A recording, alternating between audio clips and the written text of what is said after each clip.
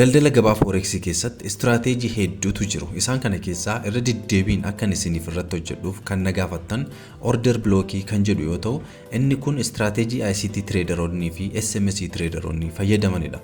Mee jalqaba irratti order blockiin maalidha kan jedhu ilaallu. Order blocking methodology ICT traderoonni akkasumallee SMS traderoonni fayyadaman ta'e zoonii chart irratti baankotaa fi dhaabbileen sochiin guddaa gabaa maarketii keessatti osoo hin raawwatamin dura ajaja bittaa yookiin gurgurtaa gurguddaa itti raawwatanidha. Kanaaf order blocking kuni tooftaa naannoo gatii daldaltoonni dhaabbilee gurguddoon yookiin maallaqa guddaan kan nuyi jennu smart money kan nuyi jennu jechuudha. Ajaja bittaa yookiin gurgurtaa guddaa itti kennan adda baasuu fi daldaluu irratti kan xiyyeeffatudha. Zooniiwwan yookiin eeriyaan kunniin support yookaan resistance cimaa kan uumuu fi yeroo baay'ee consolidated area irratti fagaatanii sochii gatii cimaa fi murteessaa ta'een kan beekamanidha. Innis kaandilii isa dhumaa yookiin garee kaandilii investoroonni gurguddoon smart money kan nuyi jennu jechuudha.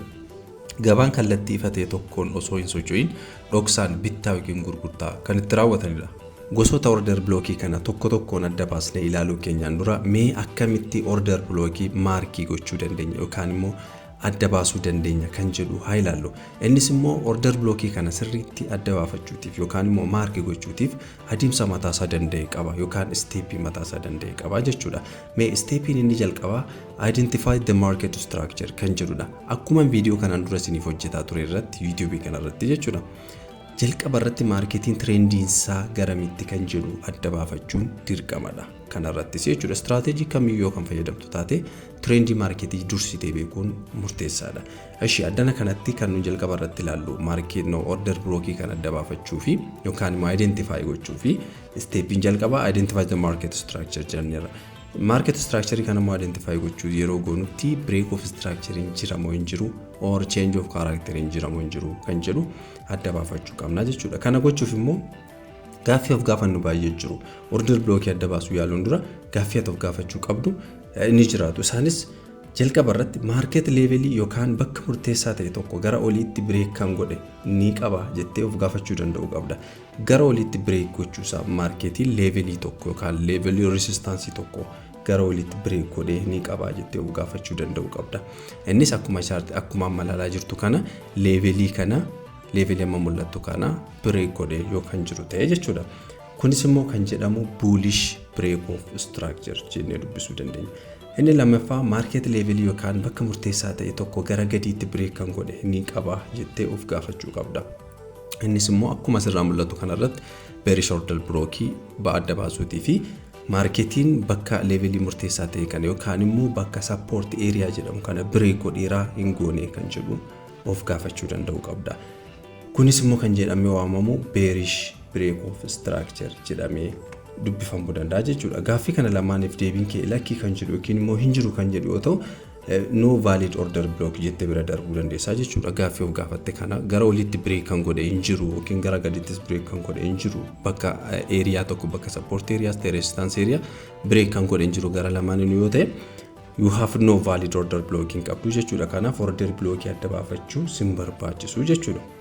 Sababiin isaas immoo order blockii kan inni confirm ta'u market irratti yoo institutioniin dhiibbaa gatii yookiin immoo price guddaa taasisu qofadha. Kunis immoo dirqama break of structure akka uumamu ni taasisa jechuudha.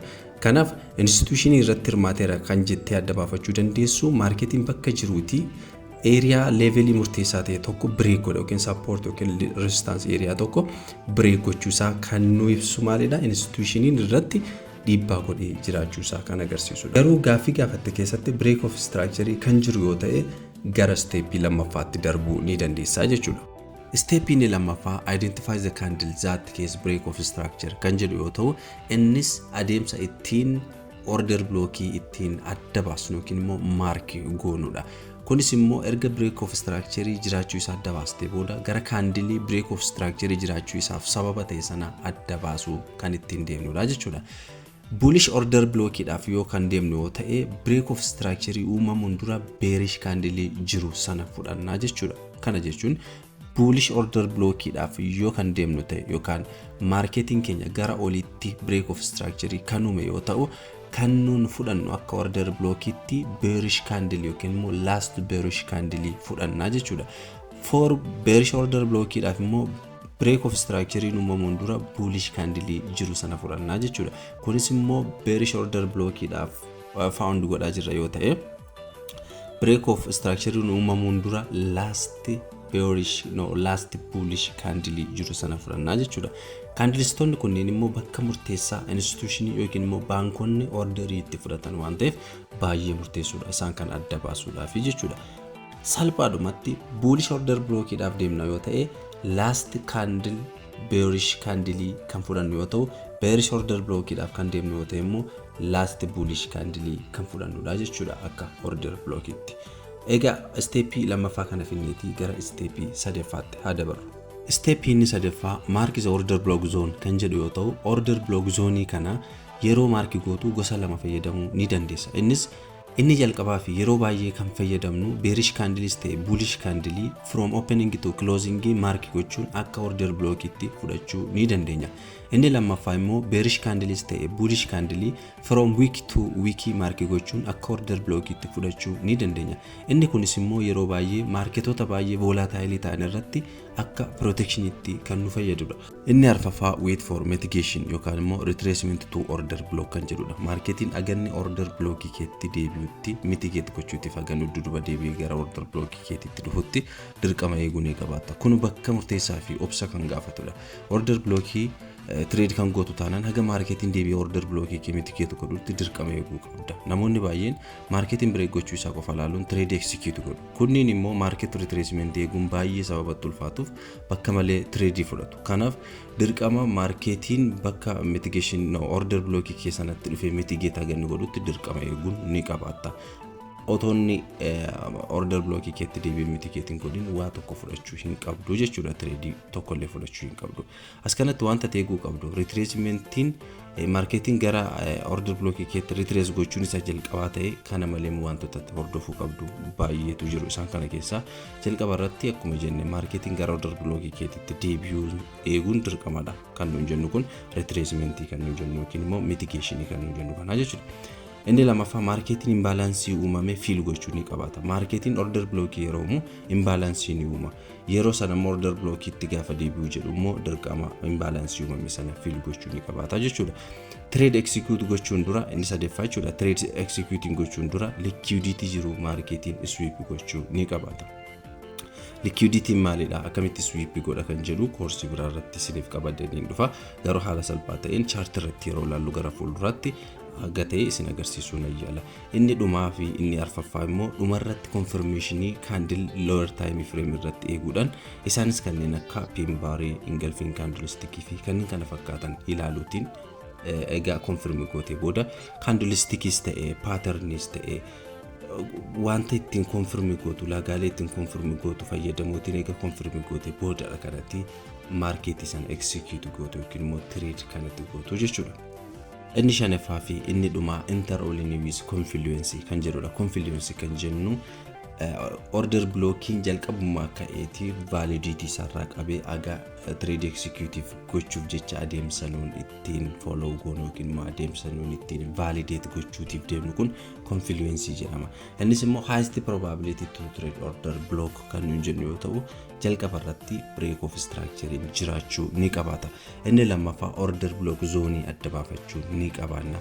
Sadaffaa irratti immoo fair value gap yookaan immoo imbalance jiraachuu qaba. Order block tokko valid gochuutiif dirqama marketiin sun fair value gap yookiin immoo imbalance uumuu danda'uu ni qabaata. Imbalance uume malees jalqabuma irratti break of structure uumuu hin danda'u. Garuu ni danda'a break of structure uumuu ni danda'a garuu valid gochuutiif order block keenya sana imbalance jiraachuu ni qabaata. Inni arfaffaa liquidity sweep gochuu ni qabaata.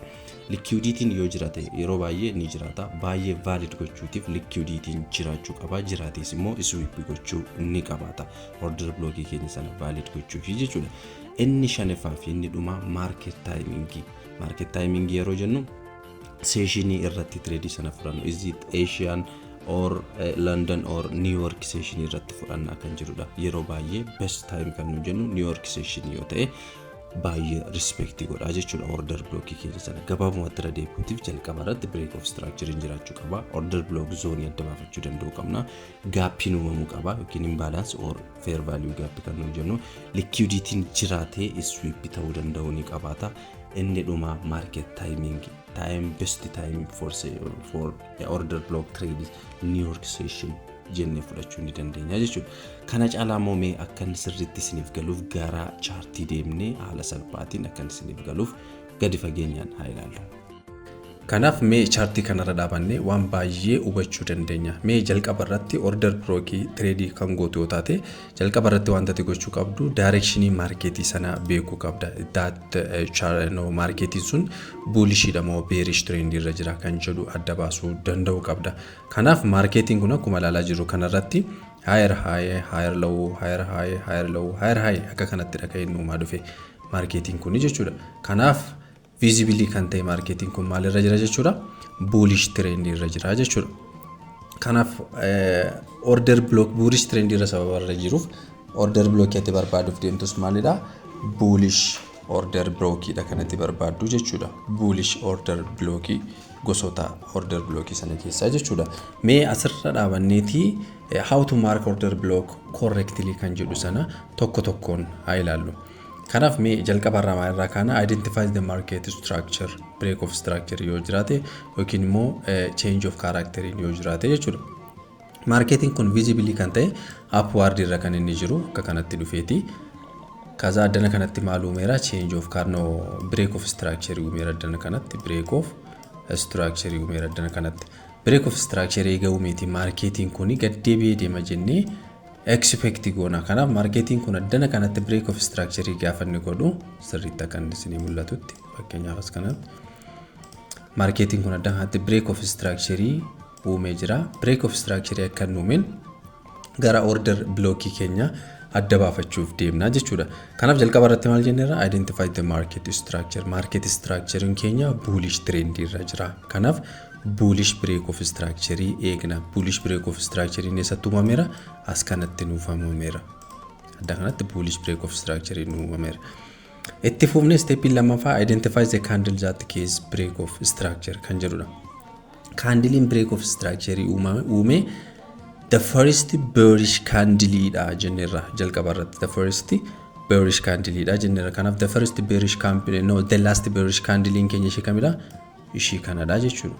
ishee gurraattii kana let me mark again the last bearish candle that cases break of structure ishee kanadha the last bearish candle jechuudha bullish order block yoo kana adda baasuuf deemtu taate the last bearish candle that make it break of structure isa adda baafachuuf deemta jechuudha break of structure kun asitti akka uumamuuf sababa kan taate this is the last bearish candle ishee kanadha jechuudha kanaaf ishee kan akka akkamitti fudhachuu dandeenya akka order block itti fayyadamuu dandeenya kun akka kanatti jechuudha egaa akka kanatti order block adda baafannee booda order block kanatti fufee immoo validity kan taasisu fair value gap ni jira fair value gap isa kana jechuudha gap amma kana ga'u jira fair value gap qofaatti isiniif hojjechuu danda'u barbaadan namoonni yeroo baay'ee ማለት namoonni baay'een fair value qofaatti trade godhan illee hedduun sababa jiraataniif fair value gap ni waan xiqqaamiti qofaatti isiniif hojjechuu danda'a kanaaf valid gochuutiif order block kana fair value gap itti fufee jiraachuu ni qaba kanaaf addana kanatti maal baafneerra candle order block yookiin immoo break of structure sanaaf sababa taate adda baafanneerra ishis immoo maal jennee moggaasneerra order block jennee moggaasneerra addana kanatti inni taanuma mark is order block zone akkanuun koone kanatti jechuudha markii goota akka kanatti markii gooteeti adda baasta eega adda baasteeti stepin arfaffamaadha wait for mitigation marketing kuni udduduba deebi'ee dhufe order block keenya amman mitigate godhuti teenye eegna inni kuni gaadana kanatti obsa guddaa kan nama gaafatu sakarada marketing kun addana kanatti order block nuuf uume asitti dhufeeti break of structure eegannume booda order block keenya eega adda baafanne booda marketing kun deebi'ee dhufeeti order block keenya aganni mitigate godhutti eeguun dirqama nutti ta'a as kanatti gaa kaandiloota kana yoo argitanitu ta'e rejection baay'ee fakkaata kan isaan uumamu bakka kanatti fair value kanarra ga'eeti Rejection baay'eedha kan inni uume. Rejection kanarra dhaabate namoonni baay'een trade fudhatanii stop loss isaanii kan addana kana yeroo godhan yeroo baay'ee loozitiin yeroo baatan yeroo ba'anii jiraata. Kanaaf marketiin kun amma ne deebi'ee order blockii keenya kana mitigate godhutti dirqama teenyee eeguu nu barbaachisa. Marketiin kun order blockii keenya deebi'ee gaafa mitigate godhu immoo amala akkamiitiin mitigate godhee kan jedhu murteessaadha. Fakkeenyaaf as kanatti haaluma salphaa ta'eetiin marketiin kun gaafa deebi'eeti order blockii keenya mitigate godhu maal agarsiiseera? Some type of rejection agarsiiseera. You see? Yoo rejection baay'ee agarsiiseera. Kanaaf marketii kana jalqabu maal goota? Addana kanatti akkuma kaayamee jiru kanatti akkuma trade kanatti entiriin keessa jira. As kanarra entirii kee godhatteetta stop loss kee as gooteetta. Marketiin kun second break of structure ni uuma jechuudha. Kanaaf take profitiin kee the last swing higher kaawwattee take profit kee murteessuu akka kanatti murteessuu ni dandeessa jechuudha. Mee fakkeenya lammaffaa tokko haa ilaallu kanuma bullish order blockii kana.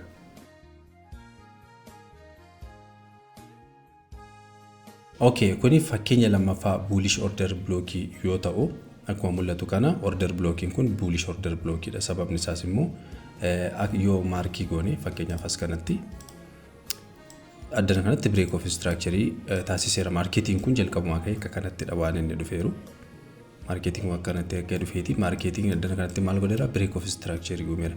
Break of structure ka godhee booda marketiin kun duduba deebi'ee order blockii keenya maal godheera? Mitigate godheera. Order blocking keenya immoo maalidha jenneerra? The last bearish candle dha jenneerra addana kanatti. The last bearish candle keenya isa kamidha?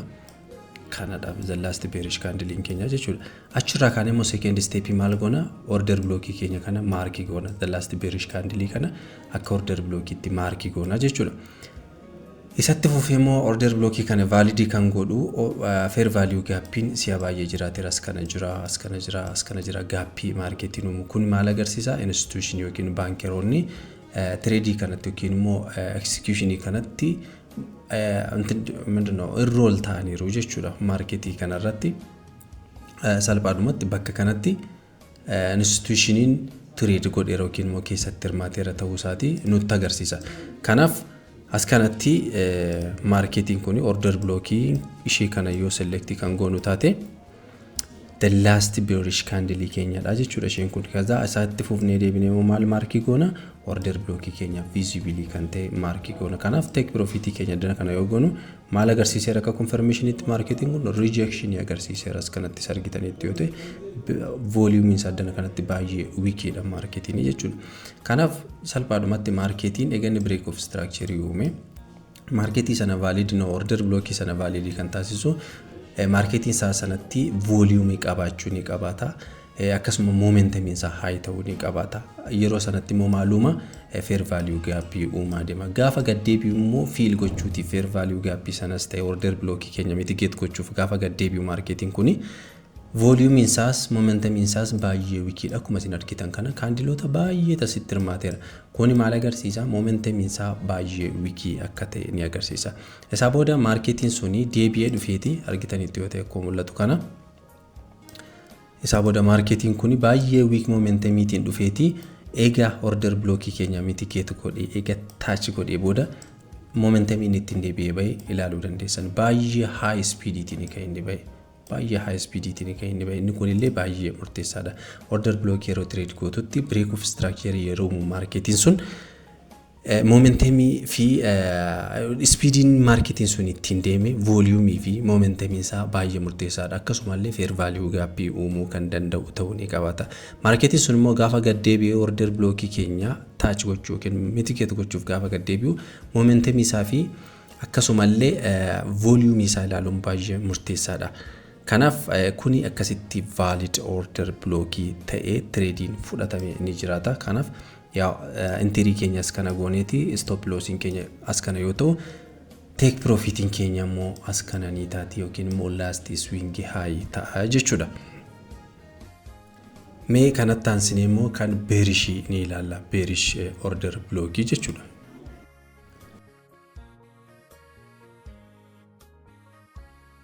Bearish order blocking immoo isa kana yoo ta'u jalqaba irratti maal jenneerra bearish order block adda baasuutiif market structure yookiin immoo marketiin sun garamitti akka inni deemaa jiru adda baasuu nu barbaachisaa jechuudha. Market structure sana eega adda baafannee booda bearish order block dha find goona moo bullish order block find goona jennee adda baasuu danda'u qabna jechuudha. Kanaaf as kanatti marketiin kun akkamitti deemaa jira? Marketiin kun lower low, lower high, lower low, lower high, lower low, lower high break godhe marketing kun. Kanaaf marketing kun garamitti deemaa jira? Bearish trend irra jira. Bearish trend irra sababa jiruuf maal barbaanna? Order block yeroo barbaannu bearish order block barbaanna jechuudha. Marketing kun akka kanatti gaafa dhufu marketing kun addana kanatti maal uumeera? Break of structure uumeera. Break of structure uumeera addana kanatti. Break of structure uumamuu kanaaf sababni kan ta'e last bullish candle ishii xiqqoo kana yookiin immoo ishii xiqqoo kana dhiisneetis isa guddaa kana fudhachuu ni dandeenya. Last bullish candle isa kana jechuudha. Kanaaf stepping jalqabaa akka inni bearish ta'e adda baasneerra. Bearish ta'uu isaa eega adda baasnee booda bearish order block dhaaf kan find gochuuf deemnu jechuudha. Kanaaf akkamitti correctly mark goona kan jedhuuf inni jalqabaa step ni jalqabaa market structure adda baasuu qabna. Break of structure or change of character yoo jiraate. Kun addana kanatti market structure kun lower low, lower high, lower low, lower high, lower low uumee jira addana kanatti utuun hin galiin duraa jechuudha. Kanaaf as kanatti maal uumeera? Break of structure uumeera. Break of structure eega uumee booda marketiin kun deebi'ee ol deebi'a yookiin immoo order block keenya touch godha jennee kan yaannudha jechuudha. Kanaaf salphaadhumatti market structure keenya gara bearishitti waan ta'eef bakka immoo break of structure keenya adda baafanneerra bakka kanaa jechuudha. Break of structure ni jiraata. Itti fufnee identifies the candles at the case break of structure kan jedhu adda baasuuf deemna. Identify the candles that break or that case for the break of structure. Candle break of structure sanaaf sababa ta'e immoo the last bullish candle yookiin immoo order block kan nuun jennu kana jechuudha. Kanaaf last bullish candle ishee kana waan ta'eef ishee kan akka maalitti akka order block itti fudhachuu ni dandeenya. Kan itti aanu market order block zone kan jedhudha. Order block zone last candle bullish candle kan eega fudhannee booda high low isaa fudhanneeti marki goon akka kanatti eega marki goonee order block jennee moggaasuu ni dandeenya jechuudha. Inni arfaffaa wait for mitigation. Marketiin order block kana uumuu isaa eega barree booda break of structure sababa uumeef marketiin deebi'ee order block keenya mitigate godha jennee teenyee eeguu nu barbaachisa. Marketiin kun as ga'ee deebi'ee ol deebi'a gara order block keenyaatti jenneeti obsaan eeguu nu barbaachisa jechuudha. Kanaaf as kanatti order blocking keenya kunooti. Order blocking keenya as kanadha. Marketiin addaan break of structure uumeera. Deebi'ee dhufee maal godhee correctly dhufee order block keenya touch akka godheen booda marketiin akka inni ta'e ilaala. Baay'ee gadi kufee high volume itiin jechuudha. Kanaaf akkuma kan bullish order block wanti nu addaan ilaaluu qabnu marketiin kuni break of structure yeroo uumu fair value gap qabamu hin qabu. Fair value gap qaba kun. Weekin xiqqoon kun akka fair value gap itti fudhachuu hin dandeenya. Marketiin high speed irra yookiin immoo high volume irra jira yoo ta'e jechuudha. Fair value gap uumeera. Marketiin gara bearishitti high momentum itiin kan inni deemaa jiru. Marketiin gaafa duuba deebi'u speed fi momentum isaa weekidha. As kanatti akkuma argitan kana rejectionota hedduutu jiru. Kanaaf as kana kuni confirmation to take short akka nu fudhannuuf confirmation nuuf ta'a. Kanaaf marketiin kun immoo dhufee maal godhe order block keenya akkuma touch godheen rejection uume. Rejection isaa kun kattiita ni bu'ee gad deebi'ee high momentum with high volume itiin deebi'ee gadi nu bu'ee marketiin kun akka kanatti fudhatamee jechuudha trading isaa. Kanaaf order blocking baay'ee murteessaadha. Mee kanatti daballeeti ammas order blockii kabraa yoo isiniif yaa ilaallume. Inni kunis bearish order blockii isa lammaffaadha. Akka kanarraas immoo wanti hubattan marketiin kun akka kanattidha kan inni dhufee higher high, higher low, higher high, higher low uume. Adda kanatti maal uumeera jechuudha. Break of structure uumeera adda kanatti. Break of structure eega uumee booda marketiin kun deebi'ee dhufee order blockii keenya mark akka mitigate akka inni godhu kan eegnudha jechuudha. Kanaaf as kanatti mee akkuma salphaatiin akkuma mul'atu kana marketiin kun akka kanatti dhufee break of structure addana kanatti akka uume order block adda baafachuu ni dandeenya jechuudha. Order block kan nu jennu last bullish candle for bearish order block jechuudha. Kanaaf last bullish candle isa guddaa kanadha. Kanaaf isa kana maal goota step lammaffaa irratti markii goota. Bullish order block keenya no bearish order block keenya kana markii goona. Ega markii goone booda marketing kun deebi'ee bearish order block keenya kana kan mitigate godhu yookiin immoo touch godhutti teenyee ni eegna jechuudha. Kanaaf marketing kun ega break of structure uume booda rejection baay'ee humuutiin with low volume and low momentum itiin dhufeeti order block keenya ega touch godhee booda kuma mul'atu kana yoo ilaaltan so many rejection yaddana kanatti uume kun maal agarsiisa marketing kun akka inni deebi'aa jiru nu agarsiisa. Kanaaf trade akka fudhannuuf sababa nu ta'a jechuudha. Kanaaf ega rejection kana uume marketing ega dhufe order block keenya bearish order block keenya touch godhee booda maal godhee gadi bu'ee marketing deebi'eeti gadi ni kufe high momentum and high volume itiin deebi'ee ni kufaa jechuudha. Kanaaf haaluma salphaatiin bearish order blockis ta'e bullish order block marketing dhaqeetaachi gaafa godhu adeemsan ittiin gara order block keenyatti dhufe volume isaa momentum isaa isa kana ilaaluun baay'ee murteessaadha. Yeroo tokko immoo marketing break of structure eegaluumee booda high volume itiin akkana kanatti dhufeeti change of character nu jalaa uumuu danda'a waan ta'eef losing akka nutti hin dhufneef momentum fi volume marketing sun gara order block keenyatti dhufe sana beekuun baay'ee murteessaadha. Kanaaf haaluma salphaatiin break of order block fi order blocking kana fakkaata bearish ta'e bullish order blocking kana fakkaata mee fakkeenya tokko dabalee kanuma na xumur. Okay, inni kun immoo kana fakkaata. Inni kun bearish order block ta'e bullish order block ta'uu isaa ofii keessanii akka adda baastaniifidha akka assignment itti kanan isiniif kennu jechuudha. Jalqaba irratti maal adda baafachuu qabdanii structure marketii sana adda baafachuu qabdan. Kana jechuun marketiin kun bearish flow irra jira moo bullish flow irra jira yookiin immoo biyaasiin isaa garamidha kan jedhu isuma kana chart kana ilaaltanii akkasiin adda baafattanii barbaada. Egaa adda baastanii booda order blockii sana markii gochuutii fi wantoota ulaagaalee barbaachisan sana shanan isaanii adda baafachuu qabdan as kanarratti jechuudha. Egaa barattanii dhuftaniiti kan bearishis kan bullishis order block akkatti markii godhan egaa barattanii dhuftaniiti isa kanarratti akkasiin practice gootan sababa barbaadeef jechuudha. Step jalqabaa irratti identifies the market structure break of structure inni eessa jira kan jedhu adda baafachuu danda'u qabdan. Lammata irratti immoo identifies the candle that cases the break of structure of sababa kan ta'e isa kamidha jettanii candle adda baasuu danda'u qabdan. Inni taanu order block zone keessan adda baasuu danda'u qabdan. Inni kun immoo maalidha the last bullish dheewote the last bearish candle bearish dheewote immoo the last bullish candle keessan adda baafachuu danda'u akkasiin dandeessanii barbaade. Inni arfa wait for mitigation kan jedhu marketing deebi'ee order block isin markii gootan san mitigate godheeraa ingoonee kan jedhu akkasiin adda baaftanii barbaade. Inni inni shanaffaaf inni dhumaa immoo confluence keessan trade sana fudhachuutiif confluence keessan maalidha kan jedhu akkasiin adda baaftanii barbaade. Kanaaf mee kanarra dhaabadhaatii ofii keessanii adda baasuu danda'a jalqabaa kaasaatii jechuudha. Kun isiniif assignment yaa ta'u. Egaa kanatti aanee entry confluence keenya baay'ee kan isin beekuu qabdan highest probability order block trade gochuudhaaf highest probability isin execute gochuutiif ilaaluu qabdan. Inni jalqabaa yaa break of structure in dirqamadha. Order block zone in jiraachuu dirqamadha. Fair value gap in jiraachuu qaba. Imbalance in marketing yeroo inni break of structure uumu high volume fi higher momentum yoo qabaate fair value gap ni qabaata. Inni taanu liquidity kan jedhamu jira. Marketing sun liquidity uumuu danda'u ni qabaata. Kanaaf liquidity uume sana immoo sweep godhee order block keenya yoo touch kan godhe yoo ta'e baay'ee high probability zone dha jechuudha bakki sun. Inni taanu market timing kan jedhamu akkuma nuun jenne sana market timing baay'ee murteessaadha.